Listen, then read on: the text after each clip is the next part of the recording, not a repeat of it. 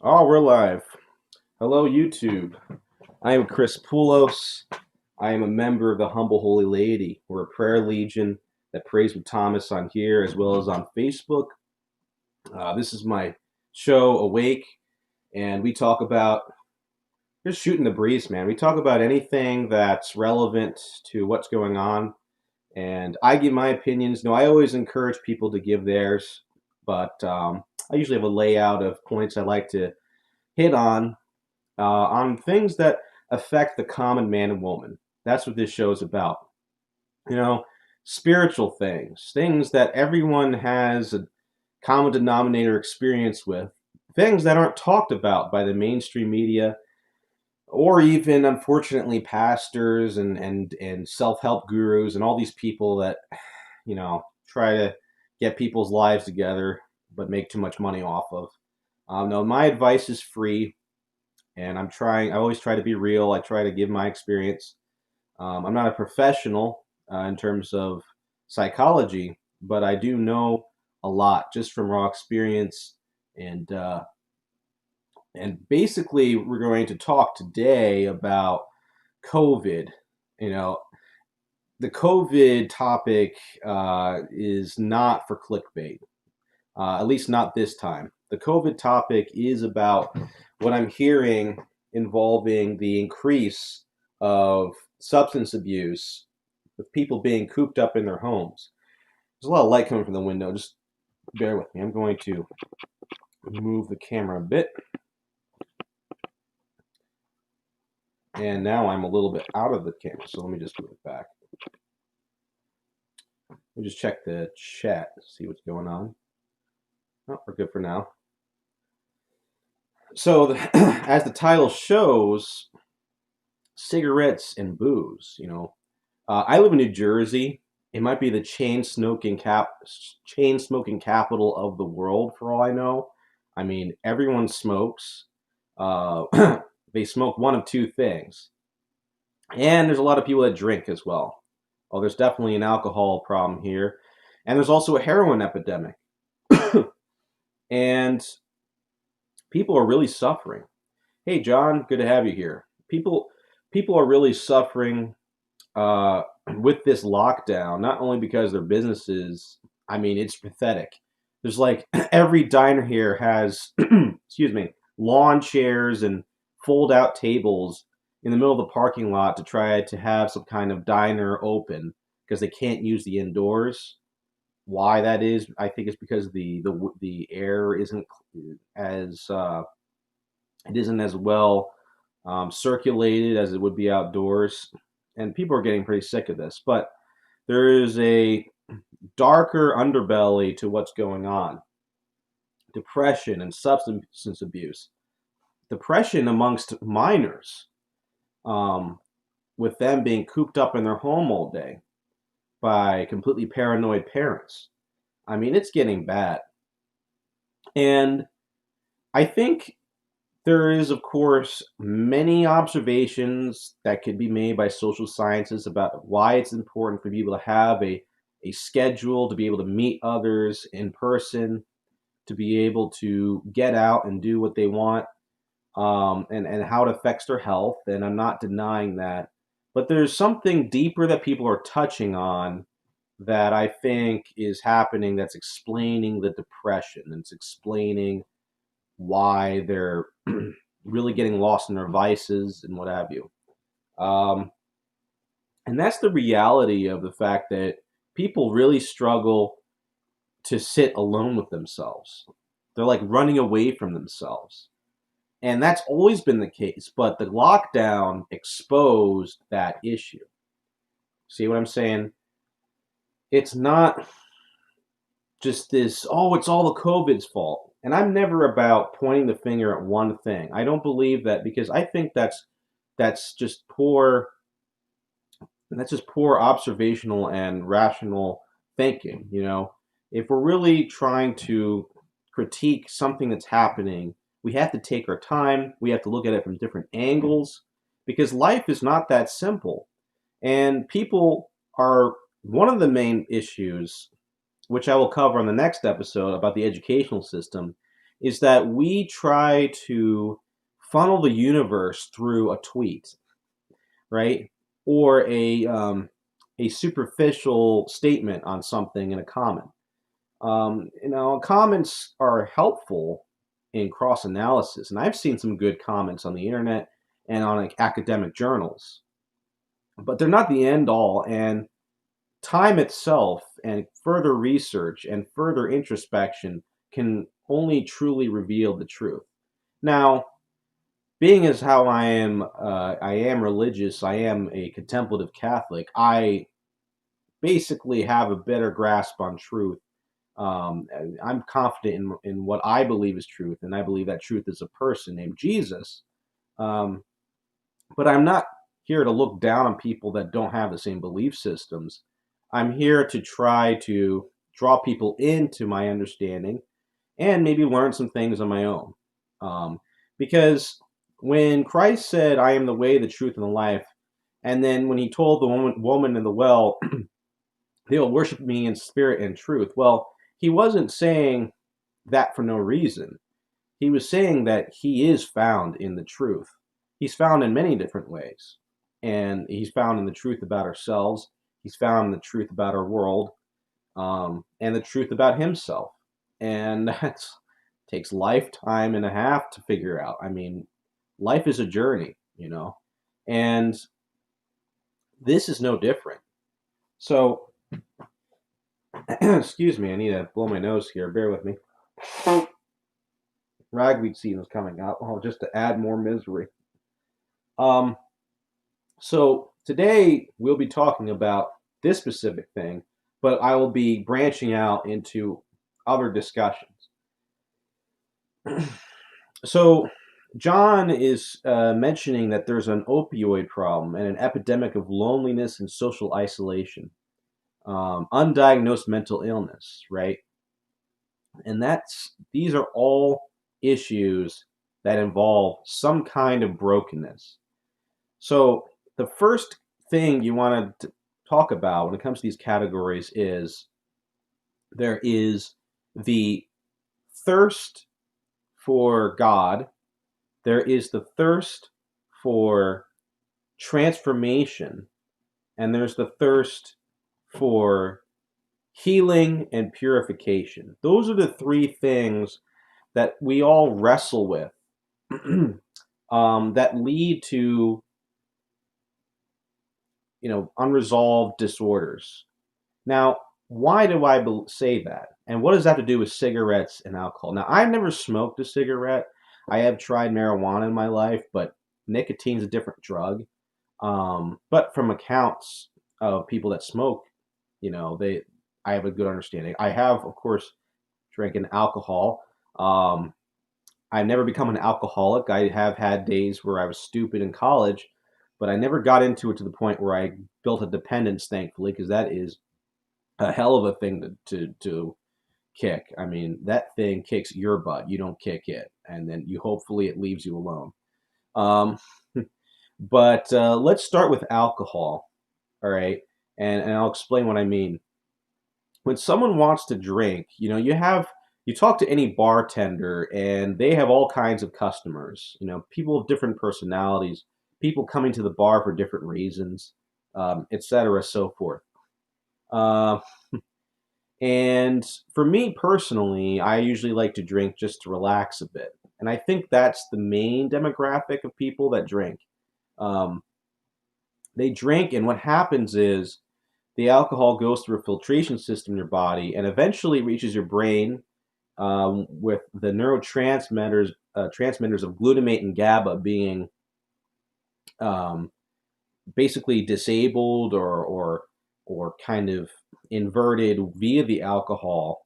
And what happens is that you're kind of giving yourself like a slight temporary brain damage because certain things won't be running as well. And so because those particular parts of the brain are affected, you get that,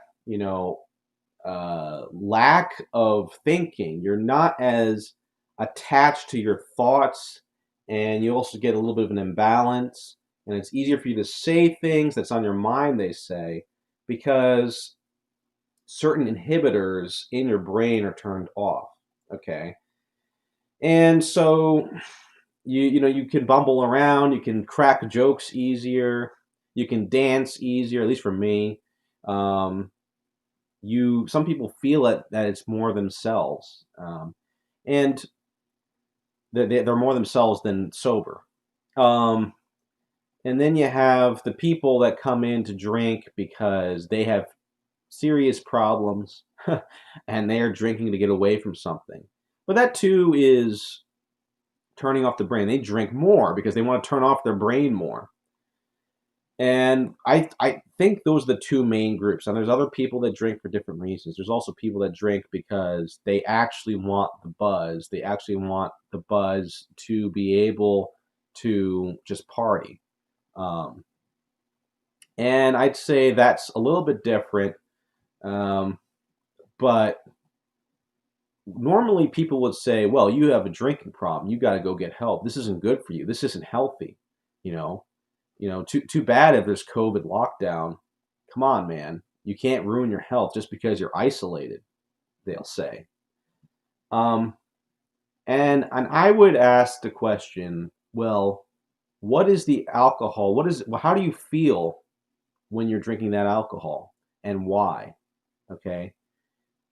And the issue always is that people will just say, well, too bad if it makes you feel good, it's not good for you. Even though that's true, there's something deeper there. And the deep issue is this person is seeking some kind of peace and lack of inner conflict that is disturbing them. Or this person isn't as socially secure or confident and they can't speak their mind because of various different reasons. That's the root of the issue. That's why they're drinking. And again, I'm not against drinking. I'm just talking about people that have an issue with it, or people that feel that there's got to be something more than just drinking to make you feel like you can be more yourself. Okay? So that opens up a whole thing because my next question is, well, isn't there another way to achieve that particular state of being to the best of your ability without drinking?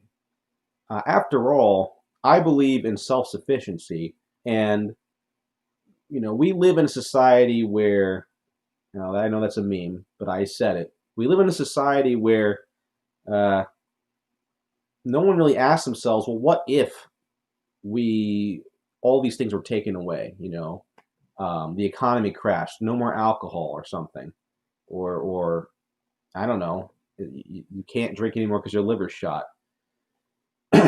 Now, these are questions that usually only addicts that are really down and out get to address. But the truth of the matter is, I think most people are addicts and a lot worse off than they realize. They just don't have an issue where they have a vice that will lead them to a detrimental health. But now that the lockdown is here, we're seeing a lot of normal people get kind of stir crazy. Um, you know, uh, People that are seniors and baby boomers that have jobs, that have kids, and they're getting kind of mental. Now, I also want to factor in the fact that the pharmaceutical industry, when it comes to antidepressants, makes billions of dollars. And there's a lot of normal people that also take prescription for what's going on in their head. So that's a whole nother issue that I think deserves to be looked at. And it's like, well, if you're taking this, how normal and healthy are you? And I don't like bashing people. I'm just saying this whole normie thing is not as good as we thought.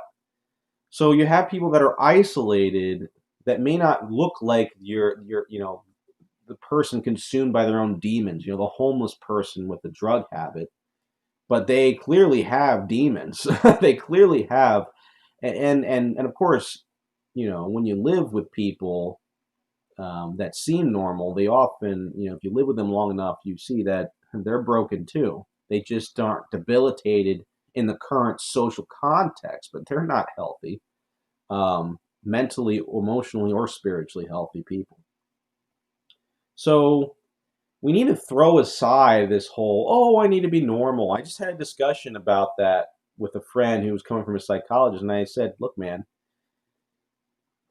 although you got to let go of things, you got to have some discipline, and you have to take care of yourself. You want to avoid laziness. You want to have your life together.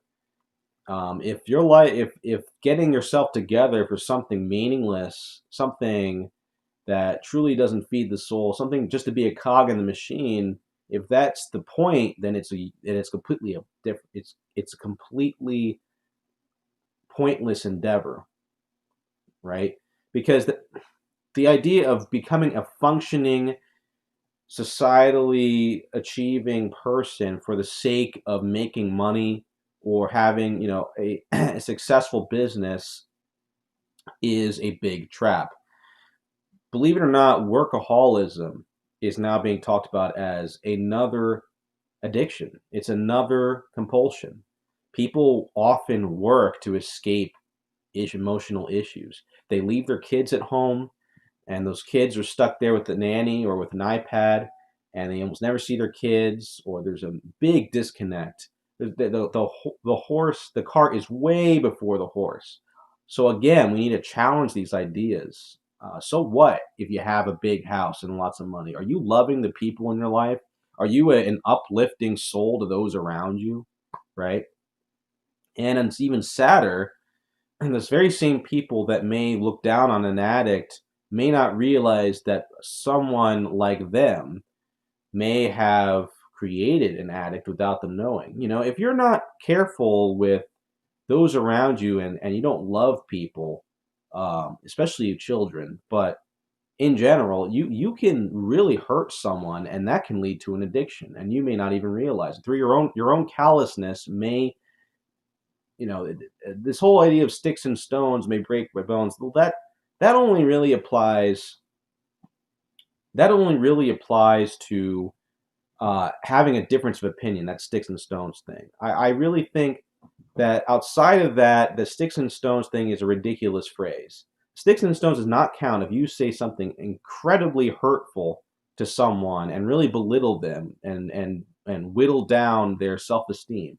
That's a great evil to um, completely abuse someone psychologically, physically, emotionally, or to be a cold person, just to be cold. A world that's cold breeds these kinds of vices. Okay, we're not actually, these things aren't actually that complex. But people, these new psychoanalysis theories that many people use to try to avoid even deeper issues are not, they're just scraping, they're just cutting off a little part of the weed. Okay, I'm sorry, but getting your life together and disciplining yourself does not heal a broken heart. Okay, that is like playing baseball with a hockey stick over here. Okay, that's like diagnosing a I don't know, like where someone has a flu and you're going to give them a surgery, all right? Or vice versa. Someone needs a surgery and you give them uh, you give them Tylenol, all right? It's ridiculous. There's different levels of woundedness here. And unless someone's just literally lazy and living in a basement and that they don't really have any issues, and even then, no, I question that, this whole, well, you're lazy, you need to get your life together. Well, why is that person lazing around? Procrastination, there's more to that than meets the eye. Hi, Henry. Nice to have you here, man. Um, let's see if there's any other comments. Usually we get a lot of people here, but um, we have some views. Every vice is an attempt to self-medicate, to fill the void of something missing within, an emptiness in the soul. Right. And that's what I'm going to be leading into, Henry, because again, we're trying to put the universe and the truth of ourselves into tweets and quick Google psychological statements from psychologists. Oh, let's see what he has to say, or Oh, how do you feel about this? Because what if the person, and usually this is the case, people don't really know what they want. It takes years and years. I mean, work smarter, not harder, is what I say, right? So let's say you have someone with social isolation or alcoholism, right? What if there's multiple issues and there's layers on them? I think most people are completely shattered in the modern century. There's so many levels. Now, you can always flip that in a positive side and say, wow, there's levels to improve. There's always new levels to improve. But I mean, if you don't improve or heal or whatever, however you want to say it, this can really destroy your life. Um, and that goes for me as well. I have my own vices, and I know that it's a struggle. I mean, it is no walk in the park. It's no, oh, don't just get your life together. That is the talk of people that are lazy, or just you're just socially isolated and you need to get more connected with people. That's also another ridiculous statement because so let's just say you have a person who's drinking and he drinks on the conscious level because he likes the feeling of being able to be himself, or to crack jokes or to be a guy. I'm usually I see a lot of men with this kind of mentality, but women too. Women, I do think they feel like they can be more themselves or they can be a little bit more goofy. Um, okay, but let's still go a little deeper. So you could say, well, maybe he needs to find ways to be confident that don't involve drinking. All right, great. So let's just say that he could perhaps change up his diet and lifestyle. Okay, so perhaps we could say, well, it takes these vitamins, and I'm not against this. This is what I would do. Process of elimination. Take some vitamins. Try to get better sleep. You know, try to get more exercise. Exercise gives you a great high, and it's good for you, and it'll make you feel better. Okay, and he does that. And he feels a little bit better, but he still wants to drink. Okay, what then? Well, there might be more to that, right? So maybe he's drinking, but then he realizes I actually like being around people. It isn't just the fact that I want to be confident. I want to share my confidence with other people. Okay. So he does that, and we say, well, get some friends, get tons of friends. You need to find people. So he goes around, he looks for friends. He's like, well, I'll try to meet more people, meet someone at the store, meet more internet friends.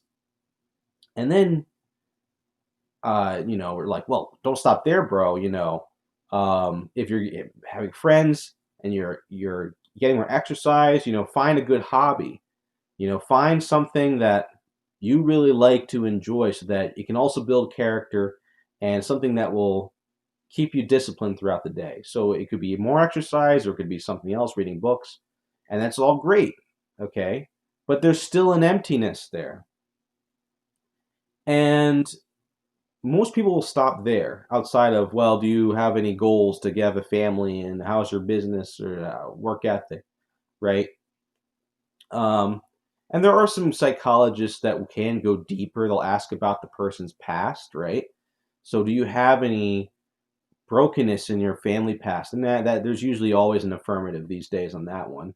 I mean, the two parent family household is on the way out after all, and that's got to do a doozy on a lot of people. So he'll say yes. There's brokenness. There's I didn't get along well with my father, and he always made me feel like I wasn't good enough.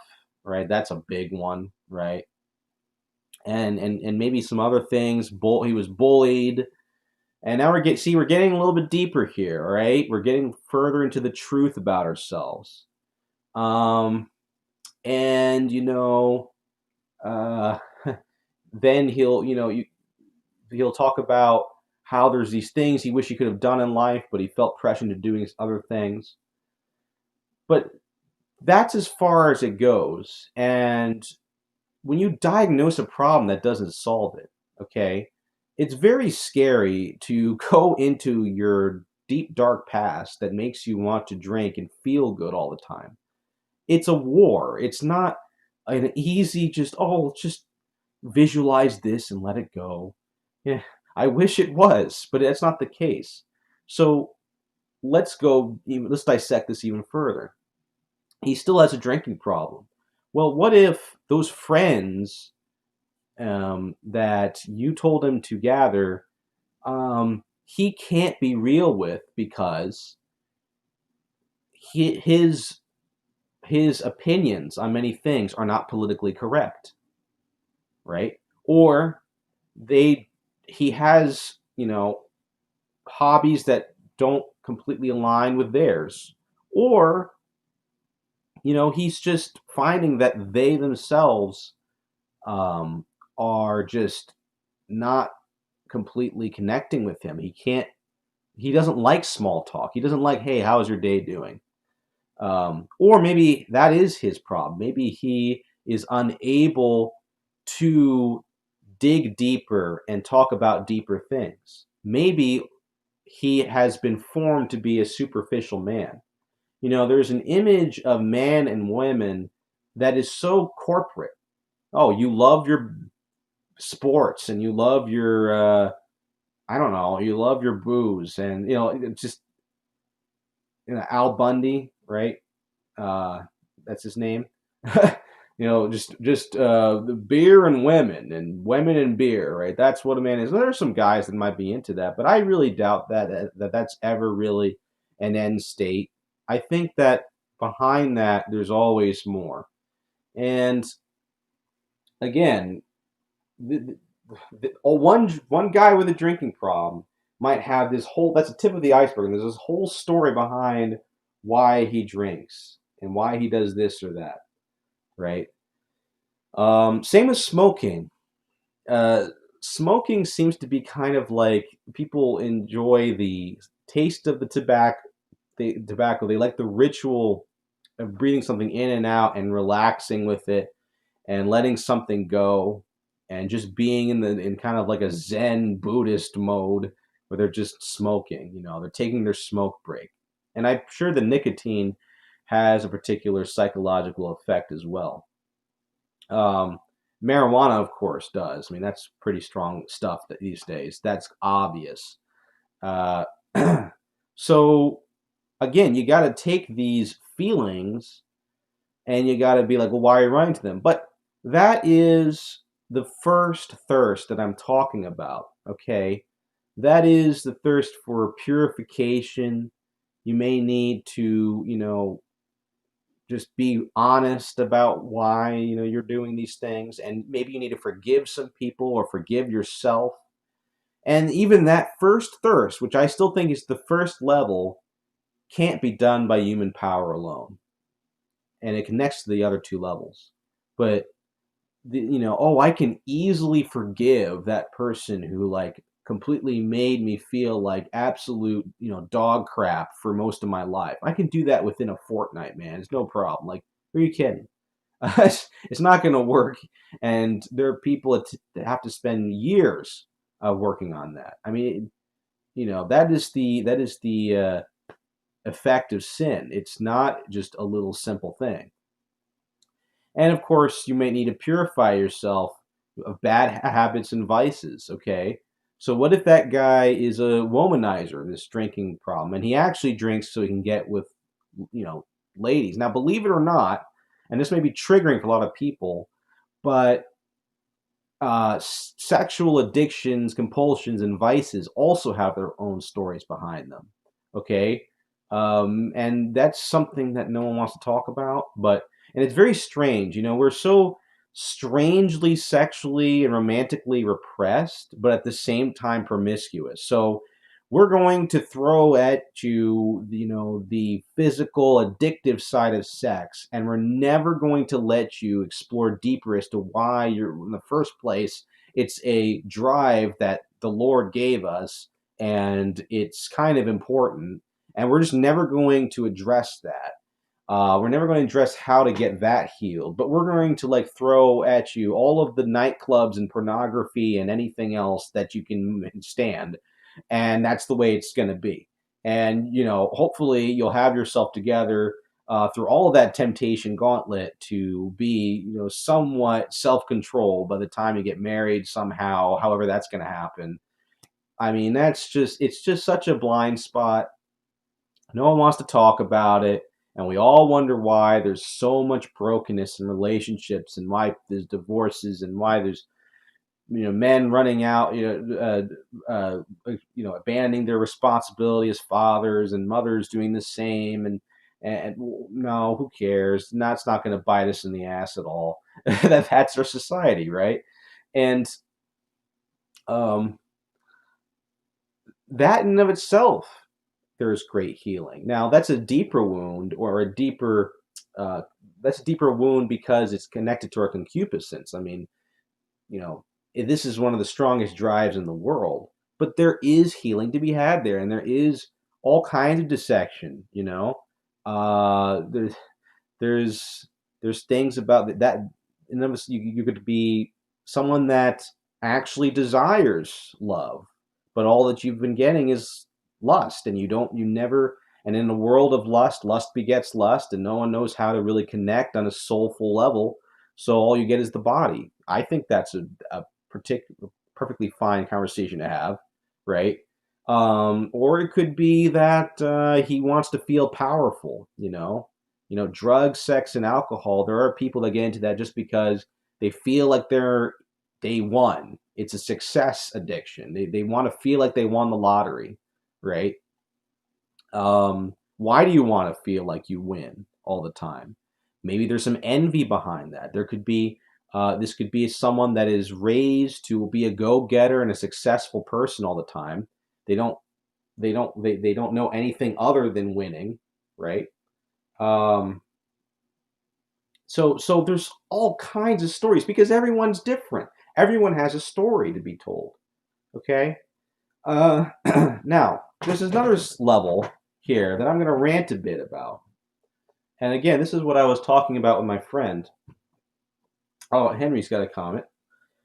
He says, speaking from experience, a marriage not grounded in God breeds deep discontentment.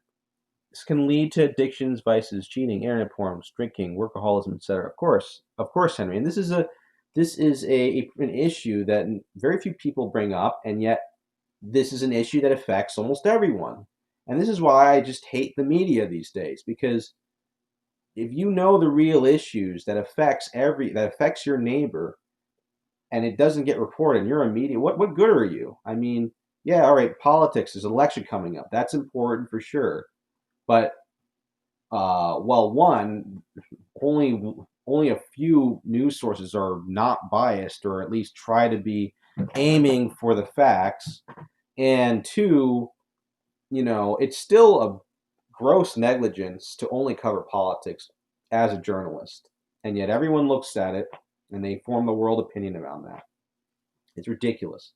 Okay, so now here is the second level, and in order to often unwind the first level and the addiction, you have to take on the world, yourself, and the devil. Okay, now the devil I'll leave for last because that relates to God, and anyone that's listening that probably isn't theistic is probably going to roll their eyes, be like, all right, yeah, whatever.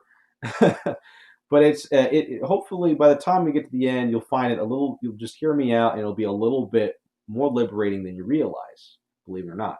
But the second issue is the world. Now, again, and I stress this all the time, and I'm in my Enter the Matrix series, which I'm going to do for next week. I will bring this up in greater detail. But when you don't acknowledge the problem with the world, you become defanged from your sense of justice and righteousness. And without a sense of justice and righteousness, you can't have a sense of beauty. And without a sense of beauty, there is no real point to living. We have an innate thirst for beauty, and that innate thirst is actually the thirst for God. Whoa, that was a big, let's unpack that. That was a big uh, phrase and a half there that sounded a bit wackadoo, I'm sure, to some people. But let me explain. Okay, so let's just say that there is a world where it's okay to cheat on your wife or your husband. Okay, but you can still have kids and have a marriage have a marriage contract. Now, we're not there yet, but certainly a lot of people are acting like it's okay to do so. Um, all right, so let's just say that's the case. And everyone's raised to believe that that's fine. Okay. And there's a person that is drinking. He's drinking at the bar because, he is dissatisfied with that world because he knows at a subconscious level, maybe not a conscious level, but he knows that that's wrong. And he saw his dad or his mom cheat, and that messed him up. And he's been angry ever since over that. Now, the thing I don't like about this psychology thing is they treat all anger as if every form of anger is bad and unhealthy. Now, that most anger, yeah, I would agree with. I mean, I don't think very few people have purely righteous anger. I will admit that. But just because you're not perfect doesn't mean you shouldn't do anything. If we actually ran a country or a society on people being perfect, you might want to apply that to politics and the way people are acting, then we might as well just go live in caves or just stick our heads in the sand or just die because that's not how life works. You have to start somewhere. And so maybe that guy is getting overly upset and he's yelling and he's cussing, but he still might have a point. Am I wrong? He still may have a point. Maybe there is something terribly wrong with the world. I mean, hasn't the 20th century told us that this is a very likely possibility? Let's go through the history here. Adolf Hitler's Nazi Germany, anyone? Pol Pot, all these horrible regimes that many of which exist today. You know, I'm sure Kim Jong Un loves the idea of no one questioning the world, and it's all your fault. It's all your fault. You just weren't working hard enough. You need to be a more productive citizen for the for Kim Jong Un or for communist China. This is a very, very dangerous rabbit hole we're going down. And as an American, uh, uh, it specifically disgusts me. I mean, we Americans are not about that life. Maybe we do have that to a fault. We do get rebellious to a fault, but when there's something rotten in the state of Denmark, Hamlet, even though he may get too upset, is still correct. Okay, you can be the lone man in the wilderness or woman in the wilderness of truth. All right, and that is something so important on this feast day. There's a feast day for Saint John the Baptist of his beheading, and if you don't have John the Baptist, the world's going to hell. If without the prophet John the Baptist, we can't have Jesus. And Jesus represents for me, he's a real person, but for me, he also represents something. He represents love and compassion. But that ain't going to happen if we don't have ground rules. Okay, so I think part of the healing has to be having a little bit of that fighting spirit come back. All right, you have to hate the sin, and that sin may be promoted by the world. Okay, so maybe you need to hate the fact that you need to that drinking is the only answer to having some kind of peace. Maybe you want to really root yourself in some kind of resolve that's like, no, I am going to strike out and I'm going to find inner healing and I'm not going to let this thing be my only alternative. Okay, and that's very important. And maybe as you unpack that, you realize that there are forces and powers that be actually making money off of this, and that many of them are actually indoctrinating people and breaking people's minds up via the media, via the educational system, via just bad churches, bad upbringing, bad parents that started this whole thing. Maybe it isn't just you. Maybe there is something awful going on. Because and if we don't have this whole idea of it's all you, that's going too far. Okay, so and on top of that, if we're talking about social isolation, let's go to social isolation here. If a society is being run by dysfunctionally broken and selfish, sinful people, you are not. They're not. It doesn't matter how many people you pack into a population. They're going to be lonely. because loneliness is about a lack of love and feeling wanted. And if you have a bunch of people that aren't into that kind of thing, then they're all going to make each other lonely. They're all going to fight. They're all going to treat each other harshly. They're all going to be a bunch of manipulators. Okay, and this is all very possible. This is why the study of history, the study of the history of the human condition, breaks down the relativism and the overly abstract philosophizing about why people have disorders. Because much of what that is just simple injustice. And I don't mean injustice as in the way that the current the liberal left is saying, which means, oh, I want something and the government needs to get it for me. That in and of itself is its own vice. It's its own compulsion. I need someone else to get something for me. Well, why do you want that thing? Like, why do you need that government to get it? Why can't you get it? And why would you trust the government? And the government's going to raise your taxes, so you're not really getting any free money, and et cetera, and so forth. And so, again, that's a whole nother iceberg and a half. This whole idea of socialism and having a utopia. But we talk about that on Utopiana, an 8 p.m. Eastern show on here, and we anarchism and leftism and the flaws in those ideologies. So I don't want to go back to that dead horse. That's for other podcasts. Um, so that's level two, and I also think that there's deeper things even beyond people being awful to each other. I also think that there's positive things that must be addressed. Like for example, um, this idea that the worth of a man or a woman is not in how much they love, but how much they possess. Now that can be very easily trickled into our modern society. Okay. Um, you could have a family that's doing one or the other. They may, on the surface, look similar. They may both have jobs. They may both have cars. They may both have a really nice house. And then on the one hand, one of them's yelling at each other in that very nice house with a very nice car. And on the other hand, the other family is completely at peace and laughing and loving. Um, we need to start calling out that whole paradigm. It's a very dangerous precipice. And there's been so many morality plays, on that issue. Charles Dickens, is a big one. Um, there's been so many great writers that have tackled this, philosophers, theologians. It has nothing, happiness has nothing to do with possessions. I mean, come on.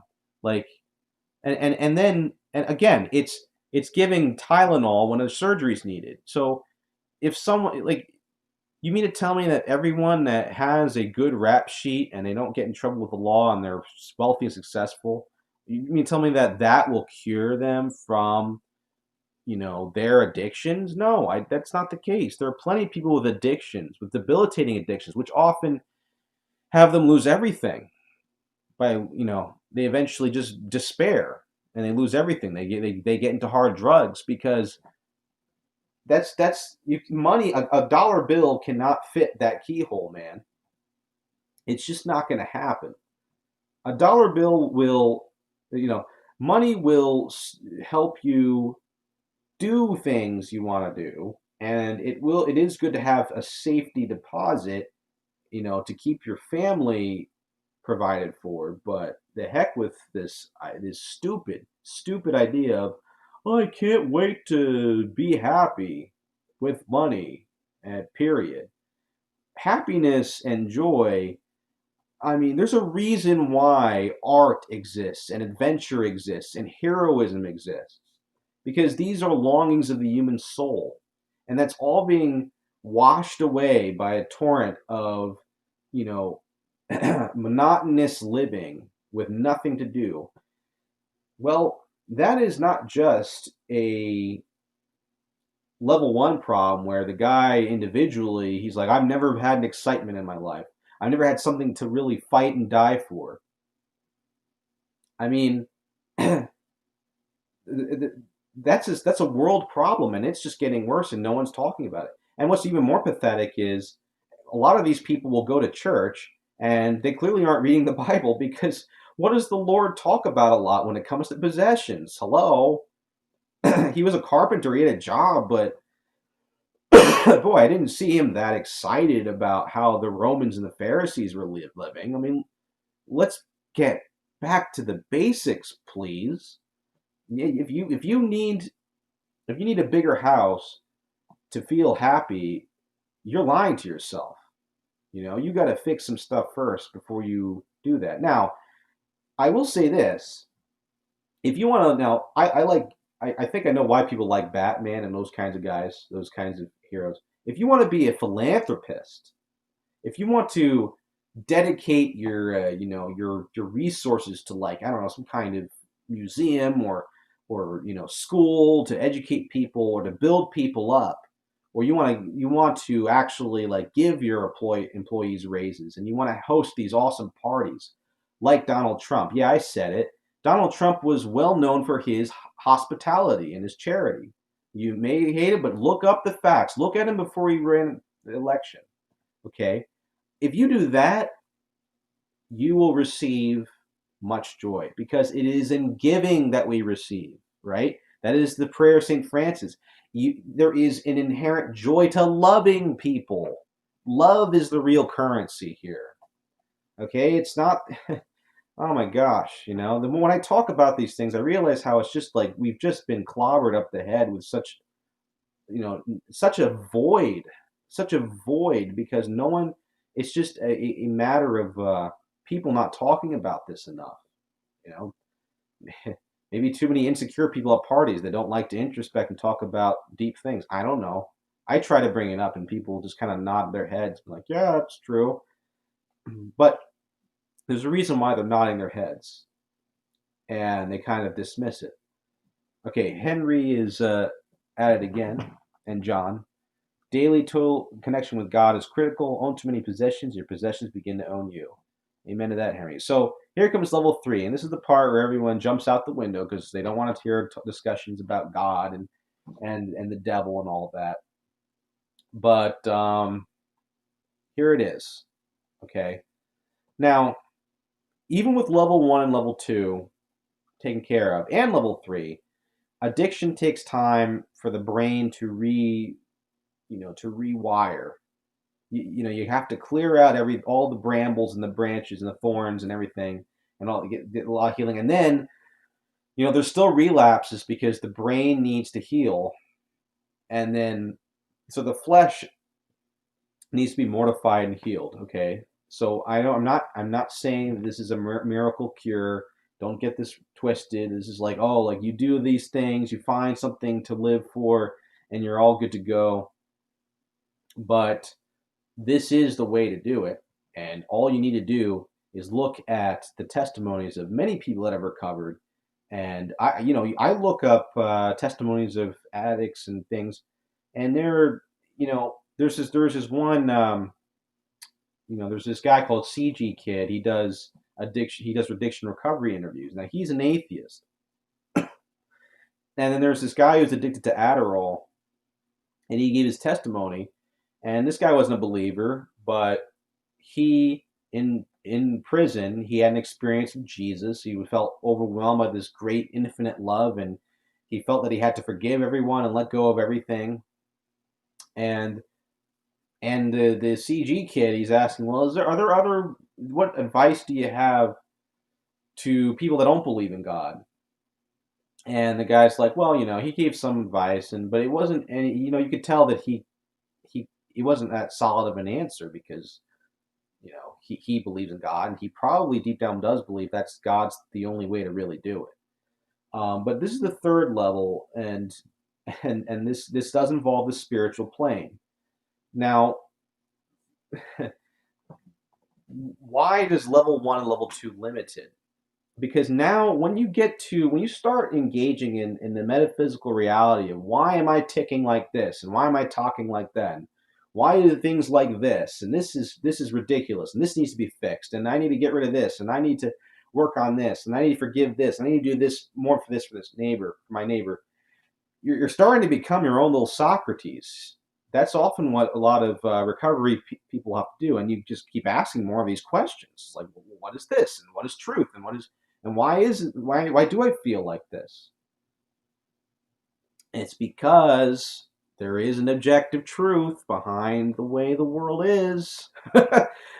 I'm sorry, and regardless whether or not you admit it, it's there. I mean, that's, we've got to live in reality or we just fall apart. Okay. Now, now with John the Baptist comes Jesus.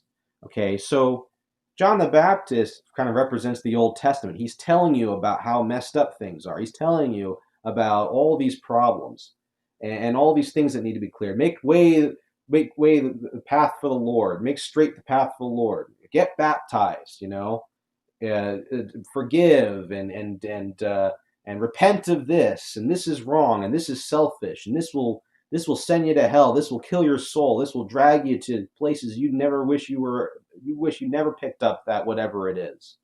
Okay, you're gonna hit rock bottoms if you don't straighten up, and the time is short. Okay, but Jesus comes and he is the fulfiller. That's represented in how much he loves us on the cross and giving Mother Mary to us and the Eucharist. The pictures behind me, and not only does AA Thomas is here. Hey Thomas, AA not only says you need a higher power. A lot of the times when people see this brokenness in them, they're like, I can't do this. It'll take years. I won't even be able to live long enough. That it'll take me lifetimes to eventually get over these things. And what's the point, right? It'll take me lifetimes to heal, if ever. Um, and God's Holy Spirit, when you open up to that, it can come in, or He can come in, and with sheer power, write things within yourself that you really couldn't do without Him. Right? You need power. You need some force other than yourself to undo that brokenness, because we are not able to heal that. Maybe physically, but in terms of spiritual healing, we can't do it, and emotional healing, not so great either. Um, how can you willpower the the broken parts where your mom and your dad never loved you, or worse, abused you? How can you willpower that away? You can't. You're just going back to the bottle, man. How can you willpower away the fact that you have this compulsion, you have this inclination to do evil, right? Sometimes that's just the case. You're just a dirty dog, man. Which that's all we've all been in that case. We felt like grabbing that cookie out of the cookie jar. Just like, hey, it's there, man. And it's gonna go away if I don't do it now. That's, fill in the blank with whatever vice that is, but that's usually it. The very very simple but common, real as rain truth. The cookies in the cookie jar. I want to grab that before that cookie jar is taken away, right? Like Adam and Eve, they want to grab that apple while the going's good. Why wait now? Why not now? I want it now, right? And so sinfulness, that is one of the scariest parts. That's like the final boss level on the in the game, right? Your own selfishness, your own me, me, me, me, me. I want it now, and I want it now. That immaturity that gets that gets us into trouble, that really wounds and kills our soul, and we just become consumed in ourselves. Well, Jesus is there to fix that too. That actually is something to be healed. That's called the concupiscence. It's scary. It's scary for me, it's scary.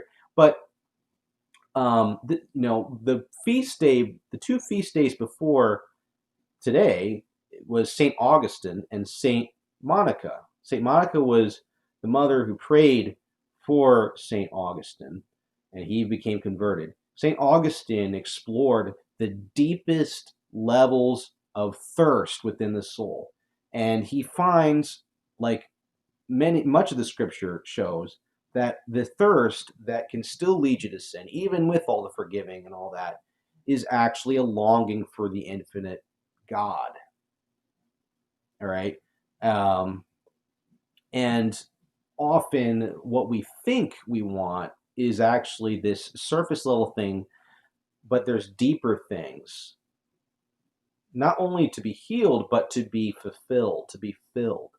So maybe that guy that's drinking, uh, you know, he's drinking his beer, he wants to be charismatic, he wants to this and that. Maybe he deep down wants to be a hero who can say the truth without backlash or without caring. Maybe he wants to be a dynamic person. It could even be, other vices. Maybe that repression will not be fulfilled by him simply letting go of, well, I just, I let go of the need or to feel like I'm high in the clouds all the time. But maybe that is a thirst for a true adventure, for something that draws his mind to the beyond. Now, of course, in life, we often don't find these opportunities. That is a big presumption to say that you're going to have that. And that's another issue. Oh, well, you're going to go find what you want to do in life and self-actualize. Like, well, if you get there, great. But if you don't, God bless you. And life gives you lemons sometimes. I mean, we don't have all day here. Well, this is where God comes in. This is why in our catechism, it says our lives are to adore God. This is the point of prayer. This is the point of communing with the divine. Because we embrace the world as broken, as fallen, as boring, as cruel, as I'm just not all together. We're rotting away. We're not getting any. We're not getting any younger here. We're not at all. What do we do with ourselves? Well, this is the part where people started rejecting Jesus, and this is an even greater leap of faith, more than just being baptized by John the Baptist and admitting that there's an issue here. This is embracing that God wants to be your fulfillment, that He embodies all of these things that you most likely will not get in this life. And most likely will not be completely fulfilled. I mean, things aren't getting any better. Have you noticed?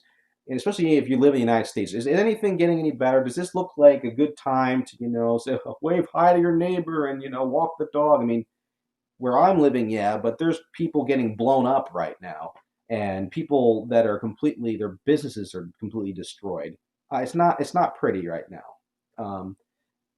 But if you embrace the futility of the world through Jesus Christ, and you yearn for your soul to be completely healed, and you open up to Him, then you feel that love that will fill that feeling of, oh, I'm socially isolated, I feel lonely, I feel this and that. And St. Augustine says, our souls are restless until they rest in Him. So even if you had a great group of friends and a great wife or whatever, there will always be more. There will always be, even in a good situation, a thirst for more love, which can only culminate completely in God.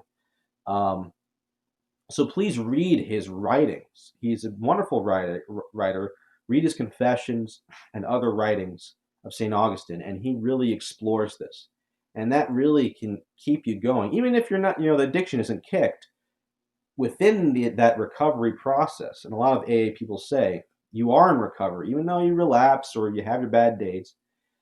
Once you have that light to keep pushing you, at least you're getting pulled away from despair, from giving up completely, and at least you have something to strive for. Um, so that's my seminar as usual. Thanks for coming out, everyone. You know, there's one more thing I forgot to mention. Um, but I'll just say this quickly. Uh, all of these things that we do to make ourselves feel better, shopping, alcohol, drugs, etc., so forth, TV watching, whatever it is. And I don't want to say that all these things are bad. Some of these things can be done in moderation, and it's good to have recreation. And God can enhance recreation. So I just want to make that disclaimer. But I also want you to consider: is it if God can do these things for you, and if prayer can replace these things, at least the inordinate parts of it, perhaps these that perhaps prayer was meant to be what we turn to for that inner peace instead of these other things which can be taken away. And I think that's another level to enlightenment. You know, how much inversion has happened in society? Something free and much more beautiful and wonderful replaced by something that makes people billions of dollars. So just food for thought, if you want to meditate on something from this discussion. So that's it, and I hope you enjoyed it, and hope you have a